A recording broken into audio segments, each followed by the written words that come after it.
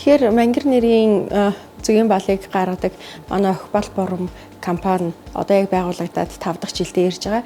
Тэгэхээр өмнө одоо яг энэ үндэсний статистикийн хорооноос гаргадаг байсан те 5 жил тутамд ганцхан удаа одоо гаргадаг энэ одоо судалгаанд бол бид нар манай компани оролцож чадаагүй байсан. Харин энэ удаад бол оролцох нь зүйтэй гэж бодож байгаа. Ер нь бол бид нар яг энэ эх орондоо тийм ээ өөрсдийн чадах чинээгээр жижиг том хамаагүй тийм ээ хуваарай бас энэ бизнес эрхлээд эдийн засгийн эргэлтэд бас ач холбогдол бүхий тийм ээ үйл ажиллагаа хийж байгаа. Энэ бүхнээс бас бидний одоо энэ улсад төлрүүлж байгаа татврын тийм ээ бас төсөв бүрдэж байгаа шүү дээ. Тийм учраас бид нэр яг энэ тоолоход албан ёсоор оролцоод тийм ээ нийтдээ манай улсад яг хэдэн одоо хувийн одоо аж ахуйн нэгжүүд байгаа юм. За энэ бүхэн улсын төсвийн хэдэнд одоо тий хувийг эзэлдгийн, бүрдүүлдгийн. За энэ цаашдаа одоо нийгмийн халамж болоод бусад одоо салбаруудад яаж хүрдгийн тий өөрсдийнхээ зөвхөн одоо ажлын ашиг орлого, борлуулалтын орлого тийм ээ өөрсдийн одоо юунаас гадна энэ нийгэмдээ бас яаж тусалцаа үзүүлдэг юм бэ гэдгийг мэдхэд нь бас маш төхөн болох байх гэж бодож байна. Тийм учраас бас яг энэ Монгол улсад